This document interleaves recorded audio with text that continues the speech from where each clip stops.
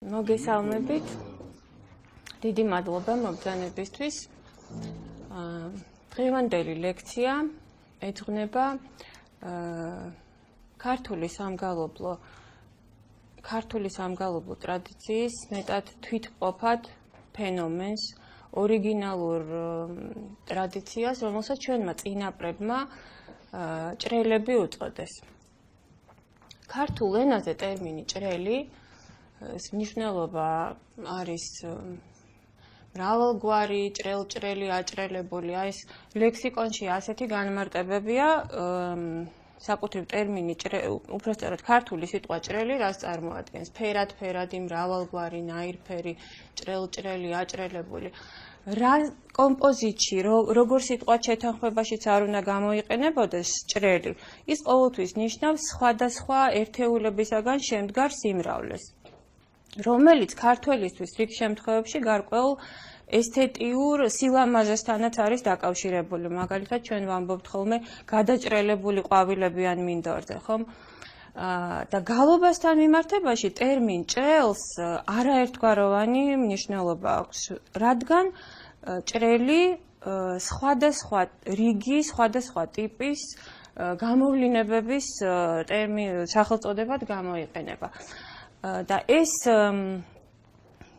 ჭრელი გალობასთან მიმართებით, რომ უკეთესად ჩავწვდეთ ამ ტერმინის მნიშვნელობას და მისი გამოყენების კონტექსტს, ფიქრობ მიზანშეწონილი იქნება ჯერ გაგაცნოთ ის ისტორიული წყაროები, სადაც ამ ტერმინს ხვდებით და სადაც ჭრელი საგალობელთან მიმართებით არსებობს.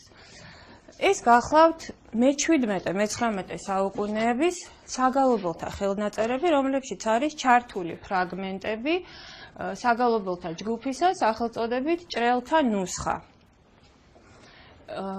ეს არის ერთი რიგის, ერთი სახეობის ხელნაწერები, სადაც ჩვენ გვხვდება ტერმინი ჭრელი.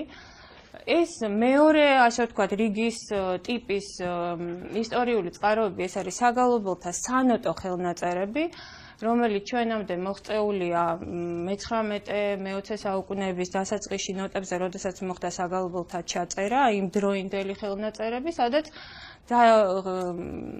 სხვადასხვა ხელნაწერებში გაბნეულია საგალობლების სახელწოდებით ჭრელი გალობა. ტერმინი ჭრელი გვხვდება ჩვენ მე-17-მე-18 საუკუნეების ლექსიკონებში და ენციკლოპედიური ტიპის თხზულებებში, კერძოდ სულხან-საბა ორბელიანის მიერ შედგენილ სიტყვის კონაში, ქართულ ლექსიკონ ქართულში და ივანე ბატონიშვილის ენციკლოპედიური ტიპის თხზულებაში კალმასობა. უაღრესად მნიშვნელოვანია ასევე მე-19 საუკუნის მიწურულის ქართველ მოღვაწეთა, გალობელთან და გალობის ქომაგთა გამონათქვამები, მოსაზრებები და შეიძლება ითქვას მათ მიერ ჩატარებული კვლევები, სადაც ისინი ეხებიან ქართული გალობის ჭრელებს. აი ეს არის ის მოცემულობა, რომელზე დაყრდნობითაც ჩვენმა წინა პარმა მეცნიერებმა გარკვეული დასკვნები გამოიტანეს ჭრელებთან დაკავშირებით და დღევანდელ დღესაც კვლევა გრძელდება. მინდა გითხრათ, რომ საკითხი ბოლომდე შესწავლილი არ არის, გარკვეული დასკვნები, დასაბუთებული არგუმენტები არსებობს იმასთან დაკავშირებით, თუ ჭრელი როგორც ფენომენი რას წარმოადგენს, მაგრამ ვერ ვიტყვით, რომ მთლიანად არის ამოწურული ჭრელის შესწავლის საკითხი ქართულ სამგალობლო ტრადიციაში. ამიტომ მე, ასე ვთქვათ, ისტორიულ ჭრილში განვიხილავ, შესავალს გავაკეთებ, რომელმა მკვლევარმა დაიწყო ამ საკითხის შესწავლა და შესწავლის რა დონეზე ვიმყოფებით დღეს ჭრელთან მიმართებით. სამეცნიერო კვლევები დაიწყო მე-20 საუკუნის დასაწყისში. იაკ არგარეთელის მოკლე მუსიკალურ ენციკლოპედიაში არის პირველი ესეთი მცირე მასშტაბის გამოკვლევა ქართული გალობის ჭრელების შესახებ. ამ ნაშრომისში მოცემული დებულებების შესახებ ცოტა მოგვიანებით ვისაუბრებ. ყველაზე მნიშვნელოვანი გამოკვლევა ეკუთვნის აკადემიკოს ივანე ჯავახიშვილს, სადაც ქართული მუსიკის ისტორიის ძირითადი საკითხები ამ გამოკვლევაში იგი საკმაოდ ადგილს უთმობს ჭრელების საკითხს. კვლევა ჩატარებული აქვს ოთარ ჩიჯავაძეს, ცნობილ ქართულ მუსიკის მცოდნეს, ვაჟა გვახარიას, მარიამ ოსიტაშვილს და ასანიძე მარიამს. რატომ გავაერთიანე ეს კვლევარები ერთ რიგში? იმიტომ რომ მათი შესწავლის არეალში იმყოფებოდა მხოლოდ და მხოლოდ ორი ხელნაწერი, რომლებშიც დაფიქსირებული არის ჭრელების ნუსხა. ეს გახლდათ მე-19 საუკუნის ხელნაწერები სახელწოდებით ჭრელთა ნუსხა. ამ კვლევართა გამოკვლევებში, შრომებში ხვდებით განსხვავებულ მოსაზრებებს ჭრელთა ნუსხის დანიშნულების შესახებ, ჭრელის წარმოშობის შესახებ, ნევნურდამწერლობასთან მისი მიმართების შესახებ განსხვავებული მოსაზრებები არსებობს, მაგრამ მაინც ძირითადად იკვეთება ერთიანი მიდგომა. მათი, ესე იგი, კვლევის შედეგების მიხედვით, რას წარმოადგენს ჭრელი? ჭრელი არის კილო მოდუსი, ანუ მუსიკალური მუხლი, გარკვეული რიტმულ-ინტონაციური ფორმულა. ჭრელი არის ამავე დროს ამ კილო მოდუსებისაგან შემდგარი მთლიანი საგალობელი და ჭრელი არის ნევმატური ნიშანი. ესე იგი, 2000 წლის დასაწყისში სამეცნიერო მიმოქცევაში შემოვიდა ჭრელთა ნუსხის შემცველი ახალი ხელნაწერები. კერძოდ, ქალბატონმა მანანა ანდრიაძემ მიაკვლია ჭრელთა ნუსხებს კიდევ ორ ხელნაწერში, ეს არის შემოქმედის გულანი და გურიანთული გულანი, რომლებშიც ეს არის ლიტურგიკული ტიპის კრებული, სადაც გაერთიანებულია მსახურებისთვის აუცილებელი ელემენტების შემცველი წიგნები, ეს არის საკითხავები, ლოცვები, საგალობლები, ტიპიკონური ჩანაწერები და ეს ორი გულანი შეიცავს ასევე ჭრელთა ნუსხას. სწორედ ამ პერიოდიდან ჩემი სამეცნიერო ინტერესები დაკავშირებული არის ჭრელების კვლევასთან და შეიძლება ითქვას, რომ ბედნიერები გავხდით იმითი, რომ ერთ-ერთი ექსპედიციის დროს მივაკვლიეთ ახალ ხელნაწერებს ქალბატონ ეკაონიანთან ერთად ვიყავით ექსპედიციაში და ქუთაისის სახელმწიფო მუზეუმის ხელნაწერთა განყოფილებაში აღმოჩნდა საგალობელთა კიდევ ორი ხელნაწერი, რომლებიც შეიცავდა ჭრელთა ნუსხებს. ასე რომ ჩვენს ხელთ უკვე იყო 6 განსხვავებული ეპოქის, 6 განსხვავებული ხელნაწერი, რომელთა ურთიერთშედარება ჩვენ უკვე გვაძლევდა ახალი დასკვნების გამოტანის შესაძლებლობას. და დღეს შეიძლება განისაზღვროს, რომ ჭრელი წარმოადგენს როგორც სამუსიკო დამწერლობის სისტემას, ჭრელი წარმოადგენს მელოდიურ ფორმულას, კილო მოდუსს, ჭრელი წარმოადგენს საგალობელს, რომელიც ასეთი ტიპის მუსიკალური მუხლებისგან არის შემდგარი და რასაკვირველია, ეს გახლავთ მუსიკალური, ესე იგი, ხმათა შეწყობის პრინციპებით პოლიფონიურად ძალიან განვითარებულ რთული მუსიკალური ფაქტურის მქონე საგალობელს. შეიძლება ითქვას, ეს არის ყველაზე მაღალი საფეხური გამშვენებისა, რაც კი შეიძლება არსებობდეს. ამავე დროს ჭრელი საგალობლები არის თითქოს დროში და სივრცეში უსასრულოდ განვითარებული მუსიკალური ქსოვილის მქონე საგალობლები, რომლებიც ძალიან ვრცელია და შესასრულებლად არის ძალიან რთული. სანოტო ჩანაწერები ამ დასკვნის გამოტანის საშუალებას გვაძლევენ. ესე იგი, გამოიკვეთა, რომ როგორც დასაწყისში აღვნიშნე, ლექციის დასაწყისში, ტერმინი არის არაერთგვაროვანი, სხვადასხვა რიგის მოვლენების ამსახველად გამოიყენება და საერთოდ ლიტურგიკული პრაქტიკისათვის და ქართული ლიტურგიკული პრაქტიკისთვის დამახასიათებელია ერთი და იგივე ტერმინის ქვეშ სხვადასხვა მოვლენების და სხვადასხვა რიგის თუნდაც საგალობელთა ჟანრების აღნიშვნა. ანუ ეს არ არის უცხო ქართული ლიტურგიკული პრაქტიკისთვის. აი თქვენს წინაშე წარმოდგენილია ფოტოები პირველი მათგანი გახლავთ ძველი ხელნაწერი, რომელშიც მუსიკალური ჰანგი განმარტებულია სპეციალური სამუსიკო დამწერლობის ნიშნებით, ნებმებით, ხოლო მეორე ხელნაწერი კი ეს არის ჭრელთა ნუსხები. ბატონო, დიახ. რას წარმოადგენს ჭრელთა ნუსხა? ეს ეხლა ფოტო მოვიტანე, რომ წარმოდგენა შეგვექმნას და თვითონ მინდა ყურადღება გავამახვილოთ დასახელებაზეც.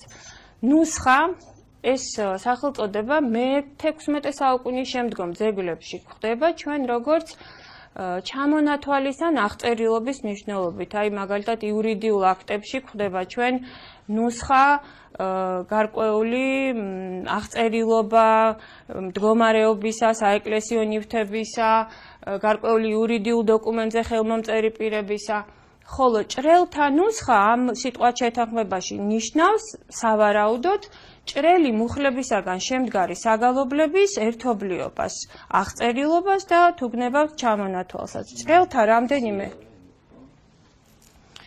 ჭრელთა რამდენიმე ნუსხას, როგორც მოგახსენეთ, 6 ხელნაწერი არის ჩვენამდე მოღწეული.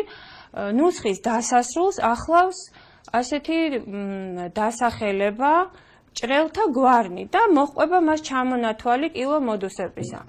მაგრამ ამ კილომოდუსებში, როგორც ირკვევა, არ არის შესული მხოლოდ და მხოლოდ ესე იგი მუსიკალური მუხლის აღნიშნელი ტერმინები. არ არის შესული მხოლოდ მუსიკალური ჰანგის აღნიშნელი ტერმინები, ამას ცოტა მოგვიანებით შევეხები და ვფიქრობ, რომ ეს განპირობებულია გადაწერის დროს, უკვე მე-19 საუკუნეში, გადაწერის დროს გარკვეული რაღაც შემიძლია ვთქვა უზუსტობებით და შეცდომებით, იმიტომ რომ ეხლა დღევანდელ ლექციაზე წარმოვადგენ, რომ ნამდვილად ამ ჩამონათვალში ყველა ტერმინი არ შეესაბამება მუსიკალური მუხლის მნიშვნელობას. ჭრელთა ნუსხებში როდესაც უკვე 6 ხელნაწერი აღმოჩნდა ჩვენს ხელთ, შესაძლებელი გახდა, როგორც მოგახსენეთ, ნუსხების ერთმანეთთან შედარება და გამოიკვეთა, რომ ისინი არ წარმოადგენენ ერთმანეთის ასლებს, არამედ ისინი არიან სხვადასხვა ეპოქაში, სხვადასხვა სამონასტრო ტრადიციაში შესრულებული ძეგლები, შესრულებული ხელნაწერები, თუმცა ნიშანდობლივია და ძალიან მნიშვნელოვანია ხაზგასმით მინდა ამაზე თქვენი ყურადღება გავამახვილო, რომ მათი აგებულება არის ერთნაირი. ეს ნიშნავს, რომ ჭრელთა ნუსხებში ერთიანდებოდა გარკვეული ჯგუფის საგალობლები, რომელთა მუსიკალური ჰანგი წარმოადგენდა ერთმანეთისთვის რაღაც მონათესავე ჯგუფს. ანუ ეს იყო დამოუკიდებელი, განსხვავებული სხვა გალობათაგან მუსიკალური მუხლების შემცველი საგალობლები. ამისი დადასტურებაში დანამდვილებით შეგვიძლია, ვინაიდან ნუსხების შედარების დროს იკვეთება, რომ მათში მოთავსებულია თანმიმდევრულად მოცემული წუხრის, ცისკარის, წირვის საგალობლები, ასევე ესე იგი საუფლო და დიდ დღესასწაულთა კონდაკები, იბაკოები, ცალკე არის გამოყოფილი საგალობელთა ჯგუფი და ციკლი, სამი ძალიან მნიშვნელოვანი საღვთისმსახურო წესისა, ეს არის დიდი ჟამის, სამეუფეო ჟამის დასდებლები და ასევე ცოტა არ იყოს უცნაური დასახელება, მაგრამ ამ დასახელების მნიშვნელობაზეც ვისაუბრებ, არის საგალობელთა ჯგუფი, რომელსაც სახელი აქვს ამგვარი, დასდებელნი საჭიქენი. ყველა ჭრელთა ნუსხაში ამ კატეგორიის საგალობლებიც არის გაერთიანებული. სამწუხაროდ, ყველა საგალობლის იდენტიფიცირება დღევანდელ დღეს შეუძლებელი ხდება, ვინაიდან მათი პარალელური ტექსტის მქონე საგალობლები სანოტო კრებულებში არ არის და ძველ საღვთისმსახურო წიგნებშიც ასევე არ არის დადასტურებული ჩვენამდე მოღწეული, მაგრამ კვლევა გრძელდება და ღვთის შეწევნით შეიძლება ოდესღაც მივაკვლიოთ აი ამ საგალობლების მნიშვნელობას, რაობას და საბოლოოდ გაირკვეს ამ საგალობელთა წარმომავლობაც. აი ამ 6 ხელნაწერიდან, რომლის შესახებაც არაერთხელ აღვნიშნე, ყველაზე ადრეული პერიოდის კრებული არის 1687 წელს შესრულებული. ეს არის სწორედ ძლისპირნი და ღვთისმშობლისანის კრებული, რომელშიც ჩართულია საგალობლებელთა ტექსტები, სადაც მუსიკალური ჰანგის განმარტება ხდება არა მუსიკალური ნიშნებით, არამედ ხდება ვერბალურად.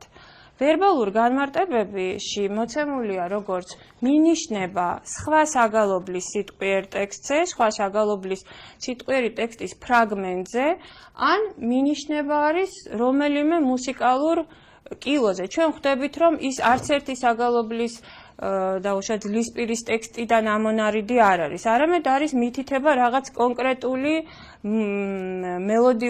მელოდიურ ფორმულაზე. მაგალითად, შეიძლება დღეს ტაძრისა იგივე კრეცაბმელი განიღოს ამხილებლად. მას შეიძლება კონდეს ასეთი განმარტება: ოინი, ან ნოინი, ან ყოვლადწმინდის კილო, დასდებლის კილო.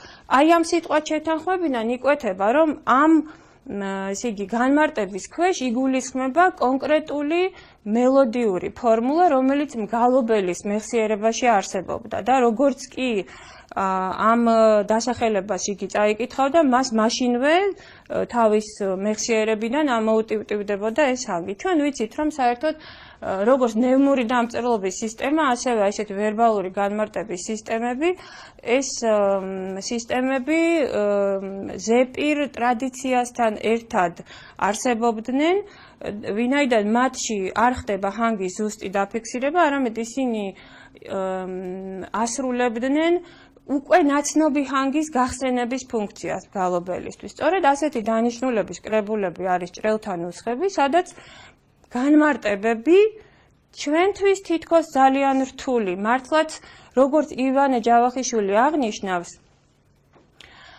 ვიდრე გაერკვევი ამ განმარტებების რაობაში, შეიძლება თავსატეხიც კი იყოს, მაგრამ იმ მგალობელთათვის, რომელთა მეხსიერებაში ეს ჰანგები არსებობდა, ეს იყო პირიქით ძალიან მარტივი სისტემა უკვე ნაცნობი ჰანგის გახსენებისათვის. აი თქვენს წინაშე არის ძლისპირნი და ღვთისმშობლისანის კრებული, რომელშიც ყველაზე ძველი ჭრელთა ნუსხა არის დაფიქსირებული. მას ახლავს ესეთი მშვენიერი მინიატურა. აქ არის დასაწყისი ფურცელი. ბოდიში ვიხდი თუ კარგად არ ჩანს. ყველა ნუსხას აი დასაწყისში ახლავს ესეთი წარწერა: ნუსხა ჭრელისა, მართალი და ჭეშმარიტი. ხვდებით სხვა ხელნაწერებში ასეთ ვარიაციას: ნუსხა ჭრელისა, სრული და მრთელი. ყოველ შემთხვევაში, სადაც კი საგალობელთა ეს ფრაგმენტები არის მოცემული, ყველას მას დასაწყისში აქვს ესეთი განმარტება ნუსხა ჭრელისა. ეს არის ერთადერთი ხელნაწერი, რომელიც 3 ფერის მელნით არის შესრულებული. ყველა სხვა ხელნაწერში, ესე იგი, საგალობლის სიტყვიერი ტექსტი მოცემულია შავი ფერის მელნით, ხოლო მას ზემოდან დაწერილი აქვს განმარტება, მინიშნება თუ რის მსგავსად უნდა შესრულდეს. აი, ასეთ სიტუაციაში ესეთი განმარტების ტექსტის ამგვარი განთავსების პირობებში ჩვენ ძალიან მკაფიოდ ხედავთ ნევნური დამწერლობისა და ჭრელების როგორც დამწერლობის სისტემის პრინციპების მსგავსებას.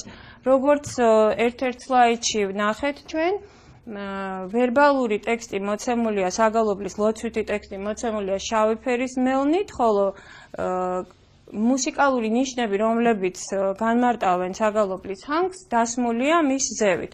ჩვენ ვიცით, რომ განსხვავება ეხა ამ შემთხვევაში მდგომარეობს იმაში, რომ ნევნურ დამწერლობაში მე-10 საუკუნეების ხელნაწერებში ჩვენამდე რაც არის მოღწეული, ნიშნები განთავსებულია სტრიქონს ზემოთ, სტრიქონს ქვემოთ, მაგრამ ამ შემთხვევაში ამას არ აქვს პრინციპული მნიშვნელობა, მთავარია, რომ საგალობლის ტექსტზე ზემოთაც არის ხოლმე მოთავსებული წითელი ფერის მელნით და ამ შემთხვევაში ნევნური დამწერლობისა და ჭრელების როგორც ჰანგის განმარტების სისტემის თანხვედრაზე შეიძლება საუბარი. და ამ ხელნაწერში განსხვავებული მიდგომა არის ის, რომ მწვანე ფერის მელანიც არის მოცემული საგალობლის დასაწყისის აღსანიშნავად ან იმის აღსანიშნავად თუ რა დაუშვათ თუ გასამიჯნად კითხველისთვის იმის აღსანიშნავად თუ რა ტიპის საგალობლები მოჰყვება შემდგომ ტექსტს. ეს გახლავთ მეორე ხელნაწერი, ასევე ქუთაისის ხელოვნების მუზეუმში დაცული. მისი ზუსტი თარიღის დადგენა შეუძლებელი გახდა მკვლევართათვის იმის გამო, რომ ხელნაწერი არის ძალიან დაზიანებული, თავბოლონაკლული და ამის გამო ჩვენ არ ვიცით ის წარმოადგენა დამოუკიდებელ კრებულს თუ სხვა ხელნაწერების მსგავსად ჩართული იყო მაგალითად ძლისპირთა და ღვთისმშობლისანის კრებულში თუ სხვა ტიპის ლიტურგიკულ კრებულში, როგორიც არის გულანი. მაგრამ არის ძალიან მნიშვნელოვანი ხელნაწერი იმ თვალსაზრისით, რომ სხვებისაგან განსხვავებით, მიუხედავად იმისა, რომ ის არის ძალიან დაზიანებული, თავი და ბოლო მას აკლია არასწორად იყო აკინძული, ის არის ყველაზე სრული, შეიძლება ითქვას, ყველა სხვა ჭრელთა ნუსხებს შორის და სწორედ ის გვიქმნის ჩვენ ძალიან ზუსტ წარმოდგენას თუ რა ტიპის საგალობლების გაერთიანება არის მოცემული ჭრელთა ნუსხებში. ეს არის შემოქმედის გულანი და გურიანთული გულანი, სადაც როგორც ხედავთ, ჰანგის განმარტება ზუსტად იგივე პრინციპით არის მოცემული, აი ეს წითელი ფერის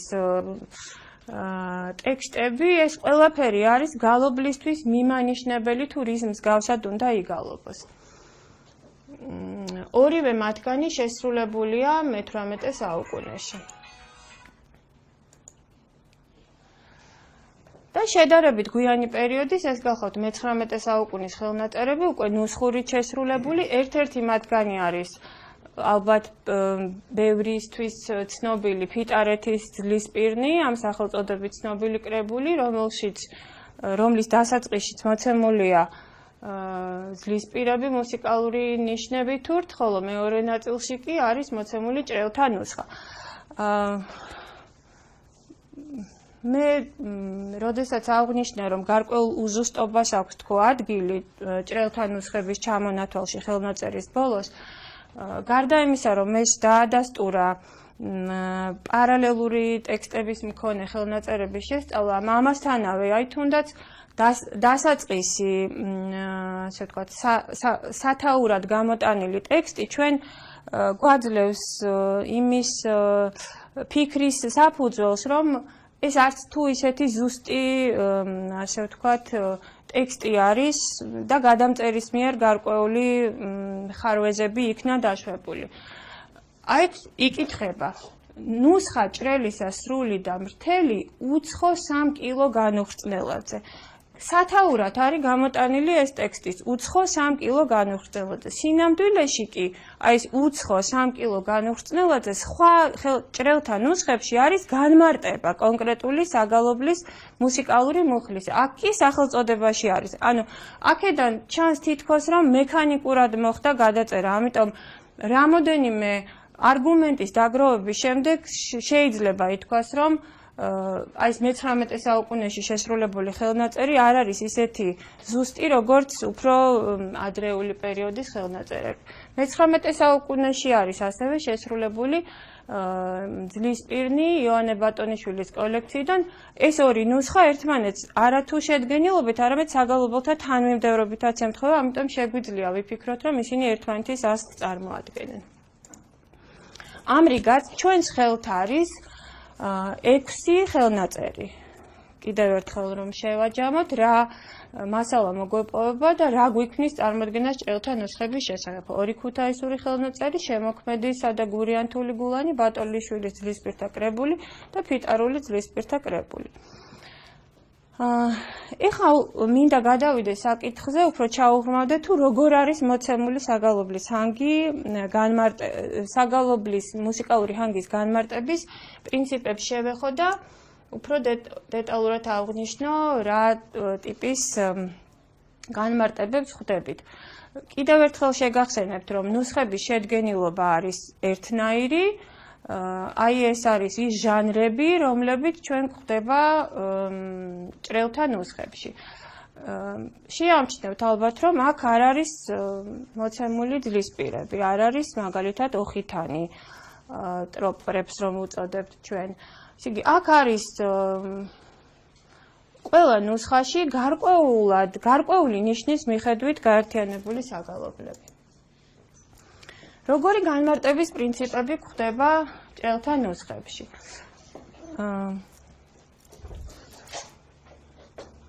აი, გკითხულობთ, რომ ამ ნაწილიდან იწყება უკვე საუფლო დღესასწაულთა გერნი.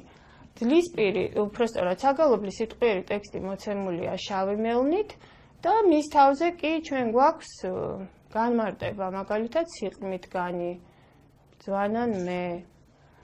ეს ტექსტები არის ამონარიდი ჭრელთა ნუსხაში არსებული სხვა საგალობლების სიტყვიერი ტექსტიდან. ამასთანავე ჩვენ გვხვდება მუსიკალური მუხლის აღნიშნული ტერმინები, როგორიც არის მაგალითად ოინი. საგალობლის ჰანგების განმარტებაში ვხვდებით კომბინირებულ შემთხვევებსაც განმარტებისას, მაგალითად ოინი, აი აქ მოცემულია თავს გარეთ ოინი.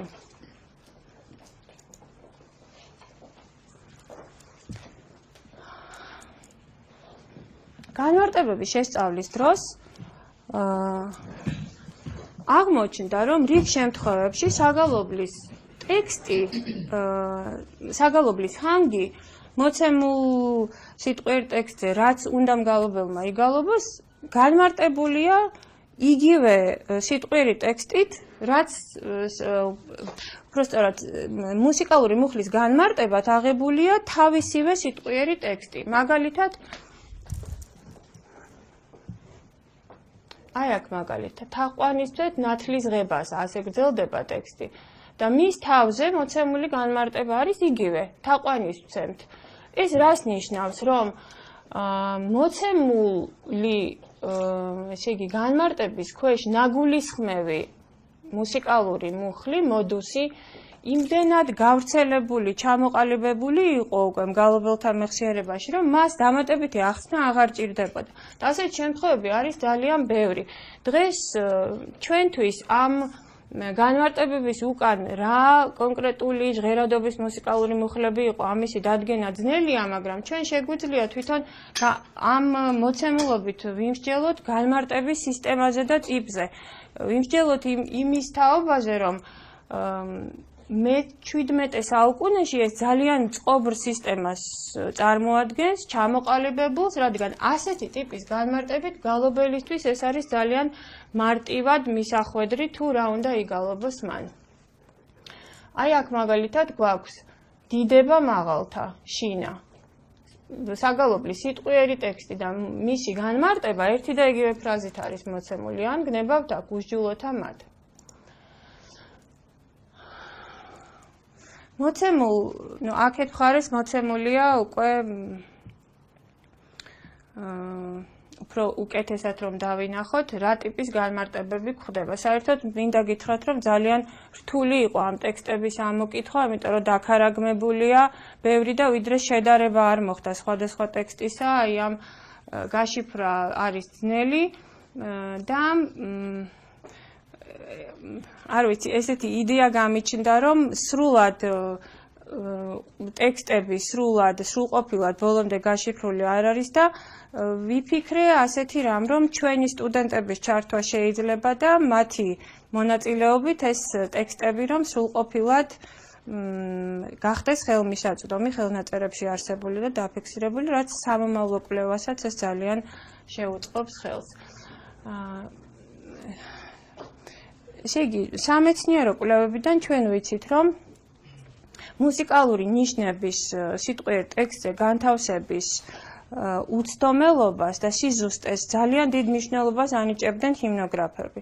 ზუსტად იგივე შეგვიძლია ვთქვათ ჭრელთა ნუსხებთან მიმართებით, რადგან სიტყვიერი ტექსტი განკვეთის წერტილებით არის გაყოფილი მუხლებად და რაოდენ ვრცელიც არ უნდა იყოს განმარტებად გამოყენებული ფრაზა, ის ყოველთვის თავსდება იმ ფარგლებში, რომელი მუხლის აღსანიშნავადაც გამოიყენება. მაგალითად, პატიოსნისა ჯვარისა შენისა.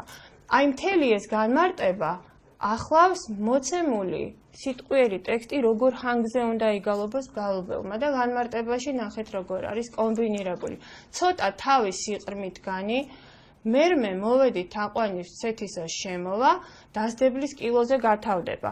ჩანს რომ კომბინირებულია მასში სიყრმით ჩემით გამძვანან მე არაწმინდანი ვნებანი ამ საგალობლის ტექსტიდან არის მოცემული, შემდეგ მოვედი თაყვანის ცეთს გაგრძელდება და ბოლოს დასდებლის კილოზე გათავდება.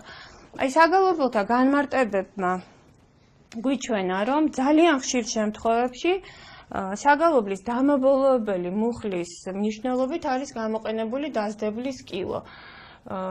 აქედან გამომდინარე შეგვიძლია ვთქვათ, რომ დასდებლის კილოს მნიშვნელობა საკადანსო ფორმულის დატვირთვა შეიძლება და ქონოდა დასდებლის კილოს.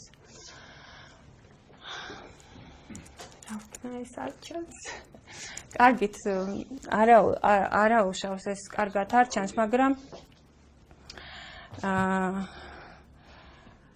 ესე იგი, თავდაპირველად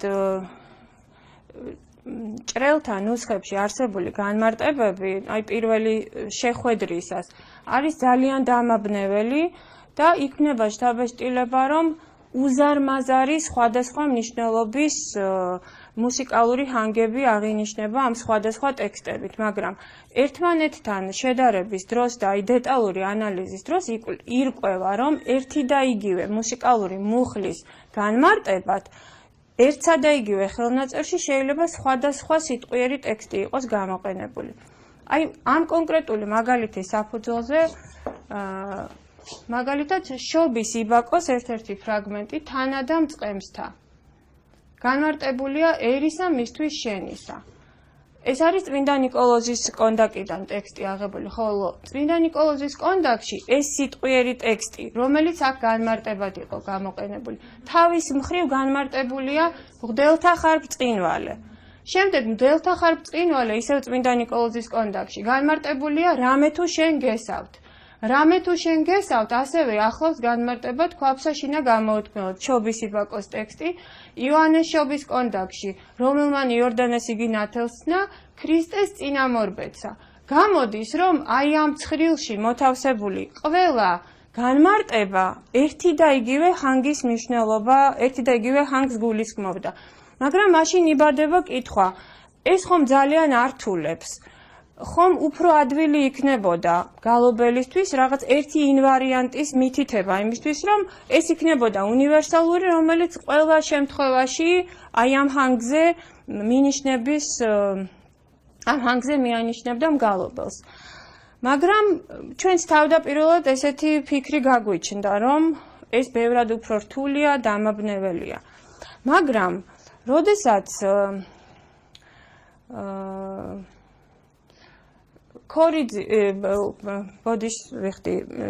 ეპისკოპოსი სტეფანე კარბელაშვილის პირად არქივს გავეცანით და ამ არქივთან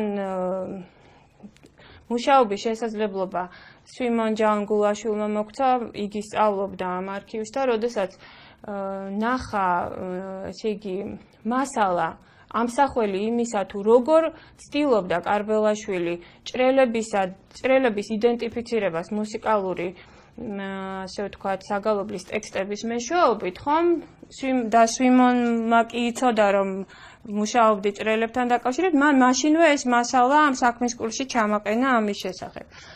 და როდესაც კარბელაშვილის ნამუშევარის გავეცანით, მივხვდით, რომ ერთი და იგივე მუსიკალური ჰანგის აღსანიშნავად სხვადასხვა ტექსტის ფრაგმენტის გამოყენება დაკავშირებულია იმასთან, რომ მსგავსი მარცვლების რაოდენობის მქონე ჰანგის, მსგავსი რაოდენობის მარცვლების მქონე სიტყვიერი ტექსტისთვის იგივე რაოდენობის მარცვლების მქონე სხვა საგალობლის ტექსტი არის ხოლმე აღებული. აი ხა მაგალითად ერთი წუთით, აი ეს არის ბოდიშვილი.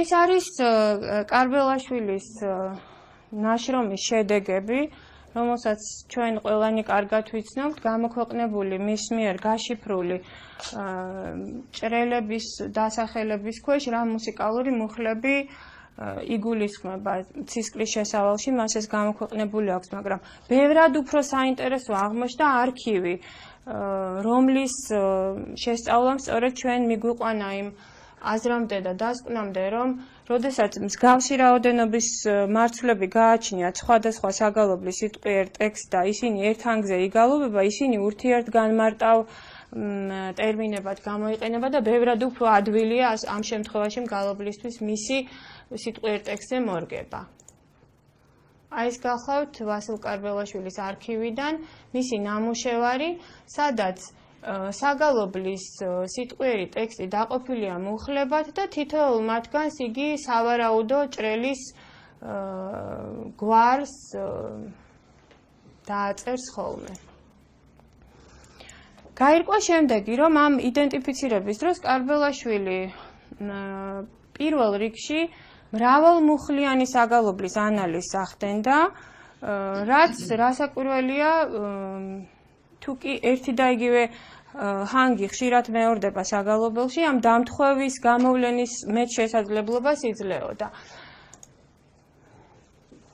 და აი ასეთი ანალიზის შედეგად გამოირკვა, რომ მოცემულ საგალობელში, სადაც სხვადასხვაგვარი განმარტებები არის, პირველი, მე-9, მეორე, მე-4, მე-5, მე-10, მე-6, მე-13 სხვადასხვა სიტყვიერი ტექსტის მქონე, განმარტებაში სხვადასხვა სიტყვიერი ტექსტის მქონე აღნიშნები ერთსა და იგივე მუსიკალურ ჰანგს აღნიშნავს. შემდეგ, როდესაც ჩვენ შევადარეთ კარბელაშვილისავე ხელნაწერში მოცემულ მუსიკალურ მუხლებს, გამოიკვეთა, რომ დამთხვევები არის უფრო მეტი. გამოიკვეთა, რომ ერთი და იგივე მუსიკალური მოდელი და ერთი და იგივე მუსიკალური მუხლი სხვადასხვა ვარიანტით არსებობს და ამ სწორედ სხვადასხვა ვარიანტების აღსანიშნავად გამოიყენება განსხვავებული სიტყვიერი ტექსტი. აი მაგალითად, თუ კი განმარტებად გამოყენებულია განეცხადეა. ეს არის 7 მარცვლიანი განეცხადა დღეს ღმერთი. ის გამოყენებულია სიყრმით შემიდგან ფრიად. მისი მარცვლების რაოდენობაც არის 7. ასევე ზესთან ბრძოლისა ჩემისათვის, ხომ? მას განმარტებად აწერია გნატრისია. და სიტყვიერი ტექსტის რაოდენობა რომ დავთვალოთ, გნატრის შენ ყოველი თესლები, მისი მარცვლების რაოდენობაც არის 9. ანუ ეს პირიქით უფრო აადვილებდა მგალობლებისთვის იგივე რაოდენობის მარცვლების მქონე მუსიკალური ჰანგის პირდაპირ გადმოტანას. აი აქ წარმოდგენილია დამთხვევა სიტყვიერი ტექსტისა და მარცვლების რაოდენობისა იმ საგალობელთა ტექსტებს შორის, რომლებიც განმარტებად არის გამოყენებული და რომელიც არის განმარტებაში მოცემული. თუმცა მეტი უნდა ცოდნოდა მაინც. ბატონო? მეხსიერებით მეტი უნდა ცოდნოდა ეგ მაინც. ეხლა მინდა შევეხო აქამდე არ მithქვამს ტერმინი ჭრელის ყველაზე ძველ წყაროს, ყველაზე ძველ ხელნაწერს, სადაც პირველად ჩვენთვის ცნობილ, ასე ვთქვათ, ისტორიულ წყაროებს შორის პირველად ჩნდება ტერმინი ჭრელი. ეს არის მე-13 საუკუნის ხელნაწერი, სადაც აი ესეთი ტექსტი არის მოცემული ჰიმნოგრაფის მიერ. ძველი ზედა ახალი საგალობლები ბატონო, ქართულ წყაროებში, დიახ, მე-13 საუკუნის ხელნაწერია, სადაც პირველად გვხვდება, აი ყველაზე ადრეული წყარო ტერმინი ჭრელის შესახებ, ეს არის მე-13 საუკუნის. ამ, ესე იგი, ეს მოცემულობა მანამდეც არსებობდა, მაგრამ ჩვენ არ ვამახვილებდით ყურადღებას იმ თვალსაზრისით, რომ იდენტიფიცირებას მე-17-18 საუკუნეებში შესრულებულ ჭრელთა ნუსხის საგალობლებსა და აი ამ A85 ხელნაწერთა ინსტიტუტში ამ ნომრით შენახულ ხელნაწერში ჭრელი მუხლის კონტექსტ შორის იდენტიფიცირებას ვერ ვახდენდით და რატომ? იმიტომ რომ არ იყო დადგენილი, რომ ჭრელთა ნუსხების შემადგენელ ძირითად ბირთვს წარმოადგენენ სწორედ ის ჟანრები, რომლებიც აქ არის მოცემული. რადგან ჩვენ იგივე ივანე ჯავახიშვილს არ ქონდა საკმარისი მასალა, საკმარისი ისტორიული წყაროები იმისთვის ის არ იცნობდა იმ ხელნაწერებს, რომლებიც გვიან აღმოჩნდა. თორემ რასაკვირველია, ის ბევრად ადრე გამოიტანდა ამ დასკვნას და დააკავშირებდა მე-13 საუკუნეში არსებულ ჭრელ მუხლებს მე-17-18 საუკუნეების ჭრელთა ნუსხასთან. რატომ არის მნიშვნელოვანი ამ ორი წყაროს ერთმანეთთან დაკავშირება? იმიტომ რომ ამითი ჩვენ შეგვიძლია უკვე ისტორიული პერსპექტივა დავინახოთ, რომ ეს მოვლენა არ წარმოადგენს მე-17 საუკუნეში ჩამოყალიბებულს და ფეხადგმულს, როგორც ზოგიერთი მეცნიერი ვარაუდობდა და თვლიდა, რომ ეს თავსატეხი სისტემა გალობლებმა შექმნეს იმის გამო, რომ მიავიწყდათ ნეუმური დამწერლობა. არა, მე-13 საუკუნეში მოცემული სიტყვად შეთანხმება ჭრელი მუხლი ზატიქსაშინა, ჭრელნი მუხლი სამთავე ქალწულთანი შეცდომა მაქვს ბოდიშვიხტი, გერთა და სტიქარონთა ზედა იხილე. რას ნიშნავს, რომ მე-17-მე-19 საუკუნეების ხელნაწერებში, როგორც უკვე მოგახსენეთ, წუხრის ცისკრის, ანუ სადღეღამისო ციკლის, ან სტაბილური საგალობლების გარდა მოცემულია სწორედ სადღესასწაულო, იბაკონი, კონდაკები, გერნი და სტიქარონი. ანუ ზუსტად იგივე ჟანრები, რომელიც მოხსენიებულია აი ამ ხელნაწერში. ეს ხელნაწერიც არის უფრო ღრმად გასაჩხრეკი, რომ უფრო მეტი, ასე ვთქვათ, შეხება და მეტი შემხედრი კავშირები დადგინდეს მე-17 საუკუნის ჭრელთა ნუსხასა და მე-13 საუკუნის ხელნაწერს შორის. ჭრელთა ნუსხები ჩვენ ძალიან მდიდარ მასალას წარმოადგენს ზოგადად გალობის ისტორიის შესწავლის საქმეში. ეს არ არის მხოლოდ და მხოლოდ საგალობელთა ხელნაწერი, რომელიც მხოლოდ ჭრელთა ნუსხა რას წარმოადგენს, ამის შესახებ გვექნის წარმოდგენას. ჭრელთა ნუსხები ჩვენ საშუალებას გვაძლევს ქართული ლიტურგიკული პრაქტიკის, სამგალობლო პრაქტიკის ისტორიასაც გავადევნოთ თვალი. დასაწყისში, როდესაც საუბრობდი ჭრელთა ნუსხების შედგენილობაზე, აღვნიშნა, რომ ჭრელთა ნუსხების ერთ-ერთ მნიშვნელოვან მონაკვეთს წარმოადგენს დასდებელნი 12-ნი, ასეთი სახელწოდებით განსაზღვრული საგალობელთა ჯგუფი. როდესაც დავიწყეთ გამოკვლევა და გამორკვევა თუ რა საგალობლებს წარმოადგენდა ისინი, გაირკვა, რომ ეს არის სამეუფეო ჟამის, დიდი ჟამის დასდებლები, რომელიც წელიწადში მხოლოდ 3 მნიშვნელოვან დღეს სრულდება, ნათლისღების წინა დღესასწაულზე, შობას, ნათლისღებას და ვნების პარასკევს. შემდეგ უძველესი იადგარის ნუსხებშიც ვნახეთ, რომ ეს დასდებლები არსებობს. და ჭრელთა ნუსხაშიც იგივე დასდებლები არის მოცემული. და ამ დასდებლების არსებობა დასტურდება ასევე იერუსალიმურ ლექციონარში. ანუ მე-7 საუკუნეში დაწყებული აი ეს მსახურება და დასდებლების ტექსტები ჭრელთა ნუსხებშიც არის შემორჩენილი. აი როგორი უწყვეტი ტრადიცია და როგორი ხანგრძლივი ასე ვთქვათ, ისტორია გააჩნია ამ ჭრელთა ნუსხებში დაფიქსირებულ საგალობლებს დასდებელ 12-ს, რომლებიც შობას, დიდ პარასკევს და განცხადებას სრულდება. მაგრამ მნიშვნელოვანი არის ის, რომ ამ 3 დღესასწაულის, უпростоრად ყველა დღესასწაული არ არის, დიდი ჟამის მსახურებებზე მოცემული დასდებლების ჰანგები არის მსგავსად განმარტებული. და დაკვირვება გვიჩვენებს, რომ ხმის სისტემა, 8 ხმის სისტემა, ჭრელთა ნუსხებშიც სიცოცხლის უნარიანია და ჭრელთა ნუსხებშიც მუსიკალური ჰანგის მაორგანიზებელ მთავარ სისტემას წარმოადგენს.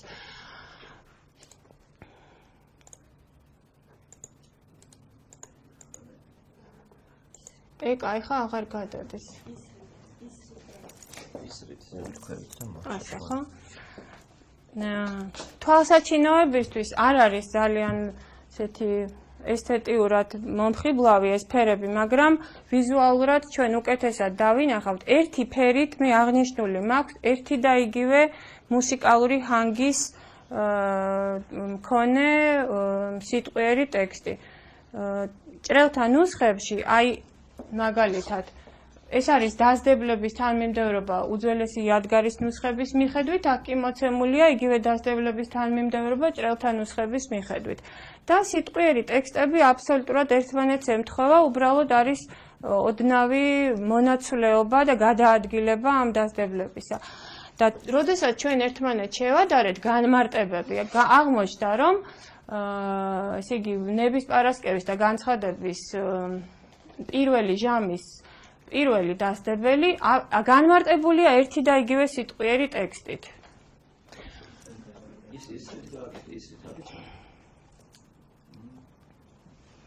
აი მაგალითად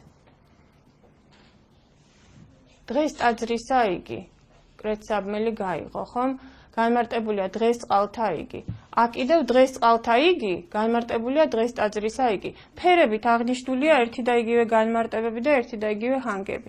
ანუ ეს რითი არის განპირობებულია იმითი, რომ შინაარსობრივად და სიტყვიერი ტექსტის სტერეოტიპებიც არის ერთი და იგივე. გამოდის, რომ მუსიკალური ჰანგი გამომდინარეობს სიტყვიერი ტექსტის შინაარსიდან და ჭრელთა ნუსხაში არა უბრალოდ არის სხვადასხვა მუსიკალური მოდუსების თანმიმდევრობა, არამედ ლოგიკურად გააზრებული მუსიკალური მუხლების თანმიმდევრობა, რომელიც ექვემდებარება ხმების სისტემას. ერთი და იგივე ხმის საგალობლები, დასდებლები ერთნაირი მუსიკალური მუხლებით არიან აგებულნი. იგივე შეიძლება ითქვას მეორე დასდებელზე და აი მეშვიდე ხმის დასდებლები, მაგალითად დიდი პარასკევის მე-10 დასდებელი და განცხადების მე-9 დასდებელი ერთნაირი სიტყვიერი ტექსტით არის განმარტებული, რაც ჰანგების ერთგვაროვნებაზე მიგვანიშნებს. აი აქაც. როგორც დასაწყისში აღვნიშნე, ჭრელებთან დაკავშირებით მნიშვნელოვან ცნობებს გვაწვდის ცნობილი ლექსიკოგრაფი, მეცნიერი, სახელმწიფო მოღვაწე იოანე ბატონიშვილი. ქართული გალობის საკითხებზე მსჯელობის დროს იგი ეხება და მოიხსენიებს ჭრელებსაც. მე მოვიტანე რამდენიმე ციტატა, რომელიც ჭრელებს ეხება და ასევე გარკვეული ჭრელთა ნუსხებთან შედარების დროს გარკვეული დასკვნების გამოტანის საშუალებას გვაძლევს. მაგალითად, იოანე ბატონიშვილი წერს, რომ პირველი მგალობელი ჭალაქანიძე გიორგი, რომელიც იყო გურიელი და რომელმაც იცოდა ჭრელი 1001. აქ იგულისხმება ჭრელი მუხლები. ლეონტი მოწყოდა ვიდრე 500-მდის ჭრელი და სხვანი გალობანი. და ბოლოს ესრევე ჭრელის გვარდნი არიან თვითწირვასაზე და გალობანი, ესე იგი რომელი ხერუვიმთა დავით არცა განიცადე მეორე კილო და სხვანი. ეგრეთვე არიან ძლისპირნის საცისკროთა და სამწუხროთა და სერობის გალობათა შინა, რომელნიც მსგავსებენ ჭრელთა, რომელ არიან შეწუნდა უბიწოსაგან სიტყვა მძლავრისა, ნუ მტირმე დედაო და სხვანი მსგავსნი ამათნი. რა არის საინტერესო იოანე ბატონიშვილის აი ამ ენციკლოპედიური ტიპის თხზულების მოცემულ ფრაგმენტში. ის განასხვავებს ჭრელ საგალობლებს სხვა ტიპის საგალობლებისაგან. აი პირველ ციტატაში მან იცოდა ბოდიში 500-მდის ჭრელი და სხვანი გალობანი. და ასევე ჭრელ გალობებს ანსხვავებს სხვა საგალობლებისაგან და ამბობს ჭრელს მიმგვანებულნი. ესე იგი ეს მისთვისაც ეს იყო განსხვავებული კატეგორიის საგალობლები, განსხვავებული ჯგუფის, რომელსაც თავისი რიტმულ-ინტონაციური ფორმულები გააჩნდათ. ქართული გალობის ჭრელების შესახებ ძალიან მწირ ცნობებს გვაწვდის სულხან საბა. მაგრამ მიუხედავად ამისა, მართალია რაოდენობრივად სულ 2-ია მის მიერ მოწოდებული ცნობა, მაგრამ არის ძალიან ძვირფასი, იმიტომ რომ სწორედ სულხან საბას მიერ მოცემული განმარტება ჩვენ საშუალებას გვაძლევს ჭრელის წარმომავლობაზე ლოგიკური და არგუმენტირებული დასკვნა გამოვიტანოთ. ეს გახლავთ სწორედ ფოტო იმ ჩამონათვალისა, რომლის შესახებაც მოგახსენეთ, რომ როდესაც ნუსხა მთავრდება, არის ჩამონათვალი. ხელმწიფო კილო, ბოხუმი და ერთ-ერთი, აი მესამე რიგით არის ამგვარი საჭექენი. მკვლევართა ზოგიერთის მოსაზრებით ეს საჭექენი ასოციაციას იწვევს ჭექასთან, ომახიან შესრულებასთან. სინამდვილეში ჭრელთა ნუსხების ანალიზმა გვიჩვენა, რომ საჭექენი ასეთი ფორმით ჩვენ არ გვხვდება არც მუხლის განმარტებად, არც მელოდიურ ფორმულის სახელწოდებად, არამედ გვხვდება სხვანაირი სიტყვაც შეთანხმებით. დასდებელნი საჭიქენი. როდესაც ამის გამოკვლევა დავიწყეთ, ცნობილი იყო რაჟდენ ხუნდაძის მიერ, არა მარტო რაჟდენ ხუნდაძის, არამედ ძველი მგალობლების მიერ გადმოცემული ცნობები იმის შესახებ, რომ ქართული სუფრა და ნადიმი ძლისპირების გალობის გარეშე არ მიმდინარეობდა. და ნახეთ, რას ვკითხულობთ რაჟდენ ხუნდაძის ცნობაში. ანუ დასდებელნი საჭიქენი დაუკავშირეთ სალხინო საგალობლებს. და ამ დაკავშირების საშუალება მოგცა ასევე სულხან-საბას განმარტებამ, რომელსაც წარმოგიდგენთ. ქორწილი და ნადიმი ნახევარ ლოცვას წარმოადგენდა. თანსმა ჭამა და მხიარულება და თანხმდის სადიდებელის ძლისპირების ღაღადი. ხინის წესრიგი ასეთი იყო: მეფე დედოფლის სადღეგრძელოს გათავების შემდეგ მაყრულს იტყოდნენ მეფეო, მერმე უყუნისამდე ქორწილი წმიდა, მოსვლისა შენისა, გვირგვინი მკლავმა ძლიერმა დაგადგა, განეღო სასლო, განემზადე ქორწილი და სხვა. ეს გალობები ჭრელებია და გრძელი და სასიამოვნო საყურებელი თავისი კილო მიმოხრით. ყოველი სადღეგრძელოს დასასრულ იწყებოდა სხვადასხვა ძლისპირ საგალობლები.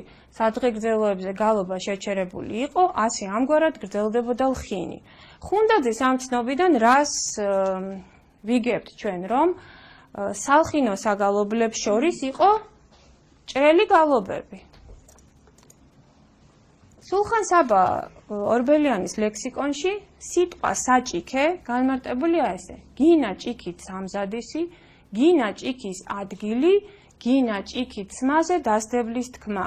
ესე იგი, დასდებელნი საჭიქენი ეს არის განსაკუთრებული ჯგუფის საგალობლები, ჩვენთვის დღეს ცნობილი სალხინო საგალობლები, რომელთაგან ძალიან ბევრი არის დაკარგული, იმიტომ რომ ჭრელთა ნუსხაში მოცემული ტექსტები, პარალელური საგალობლების ანოტო ჩანაწერები ჩვენ არ მოგვეპოვება. მაგრამ ამითი გაირკვა, რომ ჭრელთა ნუსხის ჩამონათვალში საჭექნი არ უნდა იყოს, იმიტომ რომ ეს არ არის არც მუხლის აღნიშნელი და ჭექასთან და დაჭექვასთან არაფერი საერთო არ აქვს. ეს არის სწორედ სალხინო საგალობლები, რომელსაც ქვია დასდებელნი საჭიქენი. აი, ეს არის ქუთაისურ ხელნაწერში მოცემული დასდებელნი საჭიქენი და იწყება შემდეგ საგალობლების ტექსტები მოცემული. ასეთივე ტერმინთა შორის არის შეყრილი უცხო მრავალგვარი. სხვადასხვა ხელნაწერების შედარების საფუძველზე გამოირკვა, რომ საგალობლის ტექსტია აუარებდით უფალსა. ერთ ხელნაწერში განმარტებულია უცხო და ძნელი. მეორე ხელნაწერში შეყრილი არის მრავალი გვამი. მაგრამ ქუთაისურ ხელნაწერში არის შეჯერებული მოცემული. ნახეთ, ესე ბევრ გვარია, უცხო ამოსათქმელია. ანუ ორივე არის გაერთიანებული. ეს ნიშნავს, რომ ბევრ გვარი არის უცხო. ანუ ეს არის ურთიერთგანმარტავი ტერმინები და ისინი არ წარმოადგენენ სხვადასხვა კილოების სახელწოდებს, არამედ განმარტავენ იმას, რომ მრავალი მუხლისაგან შედგება და თანაც ალბათ გალობელისთვის არის უცხო და ამიტომაც არის რთული. ესე იგი, სხვადასხვა ხელნაწერები ჩვენ ამ ტერმინოლოგიური თავისებურებების კვლევის შესაძლებლობასაც გვაძლევენ. და ბოლოს მინდა დასასრულისკენ მივდივარ და ჭრელების წარმომავლობის საკითხს შევეხო. როგორც მოგახსენეთ, ზოგიერთი მეცნიერის ვარაუდით ტერმინი მოვლენა ჭრელი ჭრელთა ნუსხა გვიანი პერიოდის მოვლენაა და ის შექმნილია ნევნური დამწერლობის ჩამნაცვლებელ სისტემა. თითქოს ქართველებს დაავიწყდათ ნევნებით სარგებლობა და მის სანაცვლოდ შექმნეს ესეთი რთული სისტემა. მაგრამ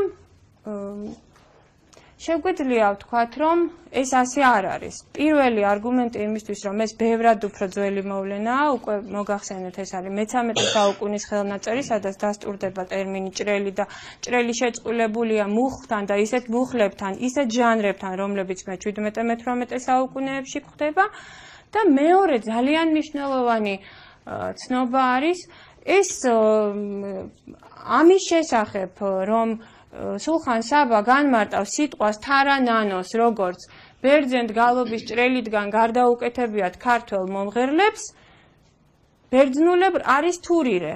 ეს ცნობა ბევრ მუსიკის ცოდნეს წაკითხული აქვს, მათ შორის მეც მქონდა წაკითხული ჩიჯავაძის გამოკვლევაში ჭრელების შესახებ, მაგრამ მისი, ასე ვთქვათ, გაგრძელება და დაკავშირება ჭრელებთან არ ვიცი რა, ისე მოხდა, რომ ვერ მოხერხდა იმ ეტაპზე, მაგრამ დღეს შესაძლებელია, რომ სულხან საბას ამ განმარტებაში ჩვენ ქართული გალობის ჭრელები დავაკავშიროთ ბიზანტიაში არსებულ გამშვენებული გალობის სტილთან, რომელიც თანადროულია ჩვენი მე-13 საუკუნის ხელნაწერისა. ბიზანტიური გალობის გამშვენებული სტილი, კალოფონიური სტილი მე-12 საუკუნეში ვითარდება და მე-13 საუკუნეში ის უკვე სისტემის სახით ყალიბდება და ამ ესე იგი გამშვენებული გალობის სისტემაში ერთ-ერთი მთავარი მოცემულობა იყო კრატიმების მელიზმატური მუხლების ჩადგმა, რომელიც იგალობებოდა სპეციალურად ეკლესიის მიერ შემუშავებულ მარცვლებზე. ესენი იყო ტირირიმ, ტარარამ, გააჩნია რომელ დღესასწაულზე იგალობებოდა ეს. კრატიმები იყო ნენენა, ტერირემ. ნენენა განიცადაზე ჩასართავებად გამოიყენებოდა, ხოლო ტერირემ უმეტესად დასდებლებისა და ქერუბიმთა გალობისა. გამოდის, რომ სულხან საბა ორბელიანი, როდესაც ქართულ, ასე ვთქვათ, ვერსიას განმარტავს თარა-ნანო, ეს არის ბერძენ გალობის ჭრელიდან გარდა, ეს არის სწორედ ქართული ვერსია, ქართული გარდასახვა კალოფონიურ სტილში არსებული კრატიმისა, რომელსაც ჯერ კიდევ მე-19 საუკუნის დასაწყისში ათონის მთაზე გალობდნენ და ცნობები ამის შესახებ არსებობს. ანუ ქართული გალობის ჭრელები ჩვენ თავისუფლად შეგვიძლია დაუკავშიროთ მე-13 საუკუნეში ბიზანტიაში ჩასახული გამშვენებული გალობის სტილს და ესე იგი ზოგად ესთეტიკური კატეგორიებთან მიმართებით და ქართული გალობის ისტორიის მკვლევარები აღნიშნავენ, რომ ქართული გალობის გამშვენება ბევრად უფრო ადრე უნდა დაწყებულიყო ვიდრე მე-17 საუკუნეებში, მაგრამ აი ეს ცნობა მე ვფიქრობ კიდევ ერთი მნიშვნელოვანი არგუმენტია იმისთვის, რომ ვირწმუნოთ, რომ ეს ნამდვილად მე-13 საუკუნეში დაიწყო და თანაც ვიცით, რომ ქართველები ფეხ მისდევდნენ ლიტურგიკულ პრაქტიკაში არსებულ ყველა სიახლეს, რაც კი ბიზანტიაში იყო და სწორედ აი ქართველების ბიზანტიასთან დაკავშირების შემდეგ ძალიან ბევრი რაღაცა შეიცვალა. იერუსალიმური პრაქტიკა ბიზანტიურით აღმოსავლურ ჟამის წირვებს საერთოდ საბოლოო განაჩენი გამოუტანეს რუის ურბნისის კრებაზე, ხომ? ანუ ქართველებს არ გამორჩებოდათ და ისინი ამ სიახლეს აუცილებლად გადმოიტანდნენ და ადაპტირებას გააკეთებდნენ ისევე როგორც თავის დროზე ქართულად თარგმნეს და მუსიკალურადაც თარგმნეს და ქართული ჰანგები შეიმუშავეს. ანუ შეიძლება რომ ამრიგად მე-13 საუკუნის აი ეს სტილი, რომელიც ბიზანტიაში კალოფონური გალობის სტილით არის სახელწოდებით ჩამოყალიბებული, დაუკავშიროთ ჩვენ მე-17 საუკუნეში ჩვენამდე მოღწეულ ჭრელთა ნუსხას. სამწუხაროდ ეს ჩვენი ხვედრია, რომ ძალიან ბევრი ხელნაწერი, რომელიც ჩვენ ისტორიის თვალის გადავნების საშუალებას მოგცემს, ჩვენამდე არ მოაღწია. ამიტომ ნებისმიერი პატარა ცნობა ძალიან ძვირფასი ეს გალობლების მიერ გადმოცემული იქნება თუ სათუთად შემონახული სხვადასხვა ხელნაწერებში არსებული წყაროები, არსებული მონაცემები. და საბოლოო ასე ვთქვათ აკორდად კიდევ მინდა ესე იგი აღნიშნო იმის შესახებ რომ ქართველისთვის საეკლესიო ტრადიციაში შემუშავებული საეკლესიო მსახურებაში შემუშავებული ტრადიცია იმდენად შესიზღხორცებული და გათავისებული იქნა რომ დღესდღეობით საერთოდ ფიქრიც კი არ გვაქვს იმისა, რომ დღევანდელ დღესაც ჩვენ როდესაც სიმღერის ჰანგის გამღერება გვინდა, ან სიტყვიერი ტექსტი არ გვახსოვს, ან უბრალოდ არ გვინდა სიტყვიერი ტექსტის სიმღერა, მხოლოდ წაღიღინება გვინდა, ჩვენ ვიყენებთ ხოლმე სწორედ საეკლესიო ტრადიციაში შემუშავებულ აი ამ მარცვლებს, როგორიც არის თარანანო და თურირე. გიორგი ლეონიძის მოთხრობაში ციციკორე კითხულობთ. ხშირად მზის მყუდროში ღობის ძირას მიმჯდარი ციციკორე იქვე მოთამაშე ბავშვების სიახლოვეს წყნარად დანით ჩხირსას თლიდა და ვითომ და თავისთვის ღიღინებდა ვინც აკაცია არანანო, ჩოხაჯაჭვია თარანანო. გიორგი ლეონიძე ათქმევინებს ციციკორეს, რომელიც ქართულ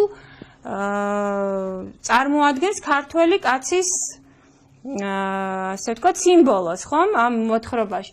და შემთხვევითი არ არის, რატომ ათქმევინებს გიორგი ლეონიძე თარანანოს, თუ კი მას მეხსიერებაში ეს არ ქონდა და ეს თარანანო კი არის სწორედ ქართული გალობის ჭრელი მოსული მე-13 საუკუნის ბიზანტიიდან გამშვენებული გალობის სტილის. ანუ ქართველისთვის ქრისტიანობა და ეროვნულობა ეს არის აბსოლუტურად განუყოფელი და სწორედ ეს არის საფუძველი იმისა, რომ ჩვენ დღემდე მოვედით და ჩვენი ტრადიციები შევინარჩუნოთ, იმიტომ რომ ეს იყო განუყოფელი მოცემულობები ქართველისთვის. დიდი მადლობა ყურადღებისთვის და მზად ვარ თუ კი შეკითხვები გაჩნდა, ამ ყველა შეკითხვაზე გიპასუხოთ. აი, გურიელების ცხოვრებაში არის, რომ ერთ-ერთი გურიელი იყო, რომელიც შემდგომ წავიდა ათონზე და რომელმაც იცოდა 1000 ჭრე. ამის შესახებ თუ არა ცნობილი. აი ივანე გურიელი მამია გურიელის დროს თუ უფრო მე-17 ხომ? აი სწორედ მე-18 საუკუნის 1759 წელს არის გურიანთული გულანი გადაწერილი. მამია გურიელი იყო მომგებელი სწორედ. და აი იქ ჭრელთან ნუსხა მოთავსებულია ამ გულანში და ამის შესახებაც ბოდიშვილი ვუპასუხებ თქვენ კითხვას და ეს გამომრჩა და ესეც ძალიან მნიშვნელოვანია გულანთან დაკავშირებით რატომ არის შემონახული.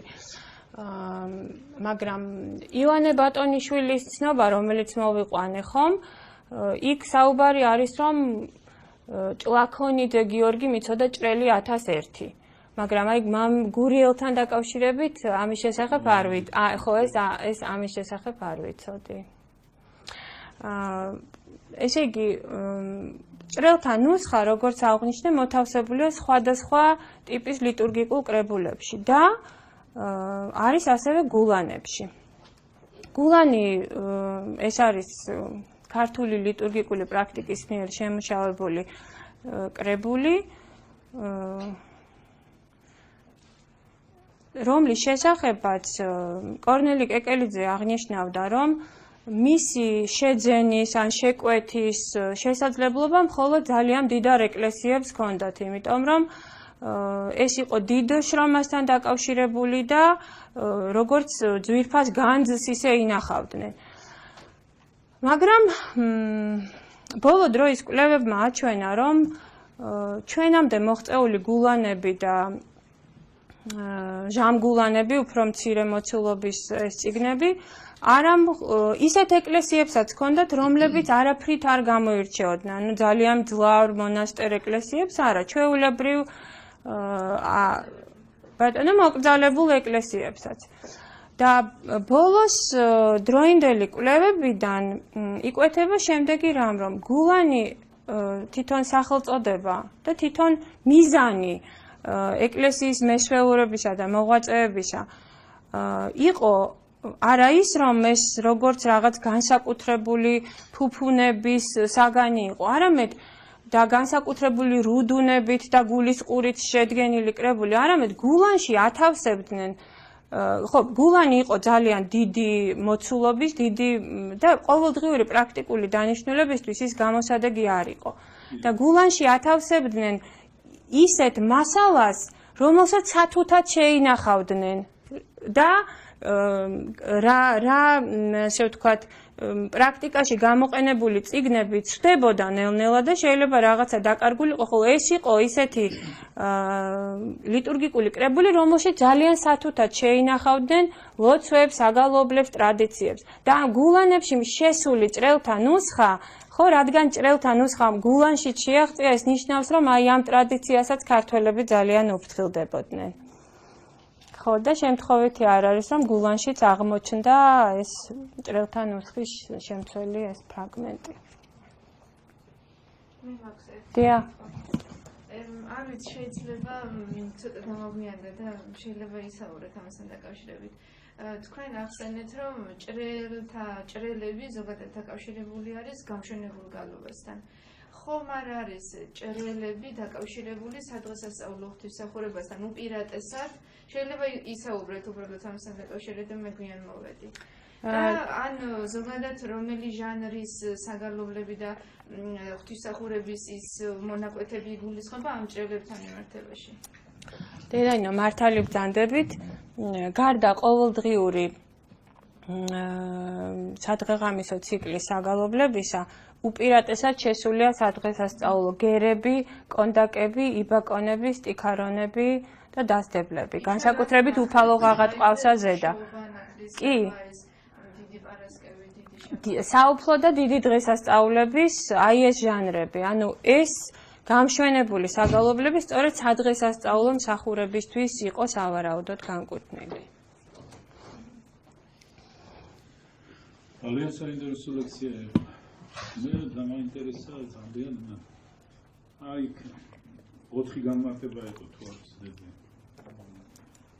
ერთი მაგალითი ქონდა მოწამილი და ივსებოდა სხვადასხვა ადგილებიდან. კლიანი. დიახ. კონდაკი იყო. კომბინ. აი ხო. ძალიან საინტერესოა რომ სხვადასხვა ამიდან შემოდის და ერთისთვის ხდება ეს ალბათ ამიტომ მდიდარი და ამიტომ მნიშვნელოვანი. დიახ. ალბათ ჭრელი სიმდიდრესაც უნდა ნიშნავდეს გარკვეულწილ. სიმდიდრეს, მშვენიერებას. კი. სიმრავლეს, სიმრავლით გამოწვეულ სიმდიდრეს და მშვენიერებას. დიახ. ეს თვითონ სიმდიდრეა ის. რაოდენობრივად რომ ბევრია მრავალგვარი განსხვავებული. და ეს ეტიმოლოგიური ახსნაც გალობასთან მიმართებით შეიძლება ამასთან იყოს დაკავშირებული. რამდენია იდენტიფიცირებული ასახელებასა და ძალიან ცოტა.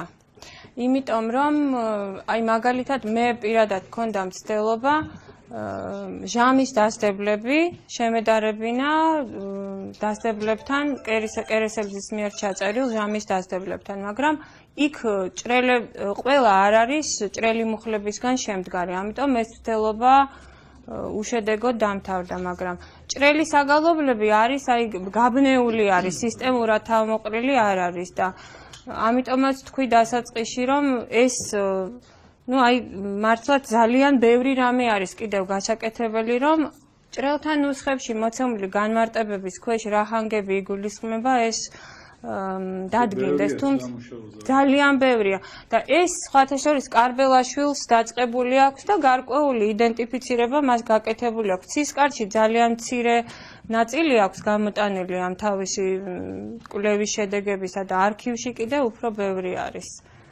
ამის შესახებაც იყო საუბარი. სამუშაო არის ბევრი და რა ვიცი, იმედი მაქვს, რომ ჩვენი სტუდენტებიც ჩაერთვებიან რაღაცა ფორმით და რაღაცა ერთობლივად გამოგვივა. Atom შეძლოში რავით არის ლაბორატორიული სამუშაო.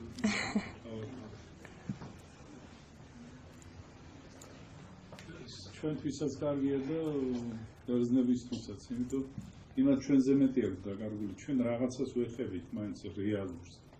იმათ ის ძალიან ცუდი მდგომარეობა, დიდი ბრძოლა ამ მუსიკალურ სამყაროში, ვისაც შეხება აქვს საეკლესიო გავლენას. ალბათ გამოაჩენს უფრო ჩვენ რამდენადაც დავინტერესდებით, იმდენი ახალი წყაროები გამოჩნდება. ხო, ამას ჩვენ არ ვიცით ათომის ისინი არ ვიცით. ათომზე არის უამრავი ქართული აი ესეთი შეიძლება ფრაგმენტული, მაგრამ ჩვენთვის აუცილებელი. ერთი ადამიანი გვინდა ისეთი, რომელიც აი თავს გადადებს და თქმა უნდა ძველ ბერძნული ცოდნა და იმუშავებს. სულ ყოველთვის ვეუბნები ხოლმე სტუდენტებს, რომ რა თქმა უნდა ძალიან ძვირფასია სანოტო ჩანაწერები, რომლებმაც ჩვენამდე მოაღწიეს, მაგრამ აი ის მინაწერები თითოეული, აი როგორც მარგალიტებს ისე უნდა გაუფრთხილდეთ. იმიტომ რომ თითოეულ აი ამ ცნობაში, ამ შენიშვნაში, მითითებაში არის შემონახული აი ეს ტრადიციები, რომელიც დღესაც საბედნიეროდ სრულად დაკარგული არ აქვს და ჩვენმა წინაპრებმა მოიტანეს ჩვენამდე. ამ სკოლებზე თუ აქვს რამე გარდა იმისა, რაც ვიცით, შემოქმედებით სკოლაზე.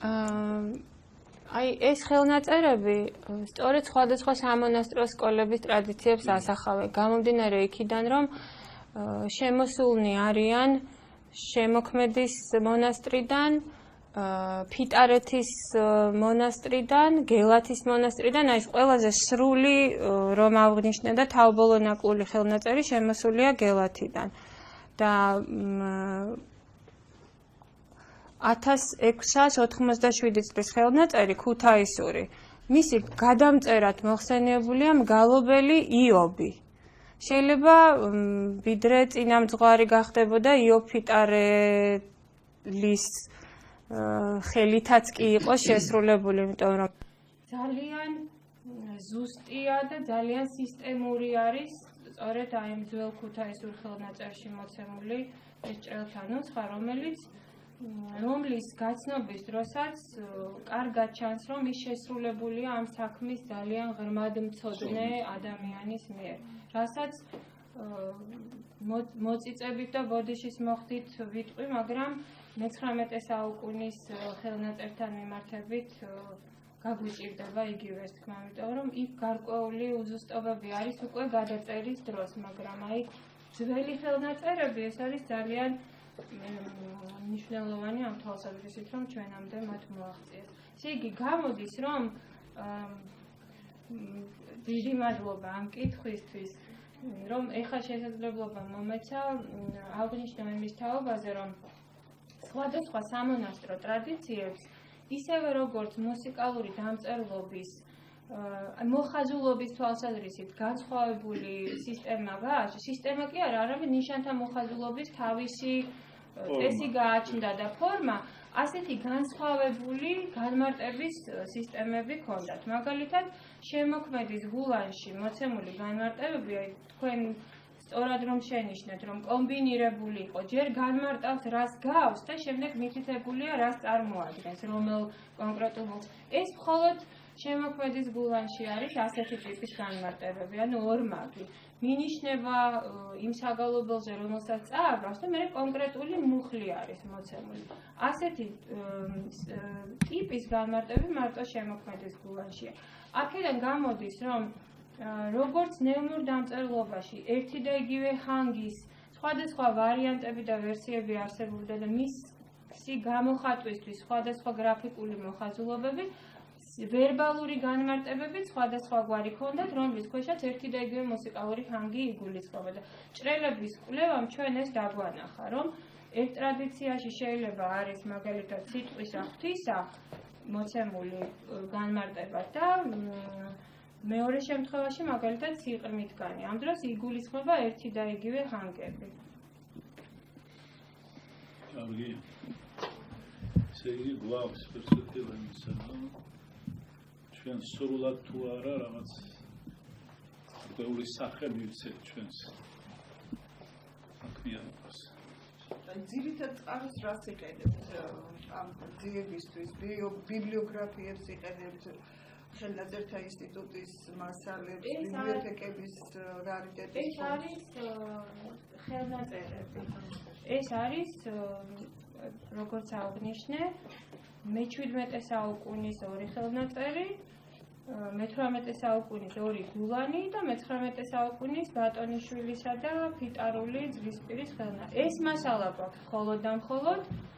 გვაქვს ასევე მე-13 საუკუნის ხელნაწერი, სადაც ჭრელი მუხლი მოცემულია და აი იქ შედარება, იქ რა კონკრეტულად რომელი საგალობლებია, ეს ჯერ არ გამიკეთებია და სანოტო ჩანაწერებშიც ასევე მრავლად არის მიმობდეული და მიმოფანტული ჭრელი საგალობლები. აი ამისი კომპლექსური შესწავლა უნდა გაგრძელდეს და მასალა ვერ ვიტყვით რომ ამოწურულია საკითხი, იმიტომ რომ საქართველოს შეიძლება საზღვარგარეთაც ალბათ ჩვენ ხო გვაქვს წინასწარ თორის ხელნაწერი. რა თქმა უნდა. თუ ამის ისნი გავხდებით რომ წინასწარზე ბიბლიოთეკაში დაშულ გასავთან შეხება გვექნება, ნამდვილად მოლოდინი იმისი არის რომ რაღაცა აღმოჩნდება იქ. დიდი და კარგი და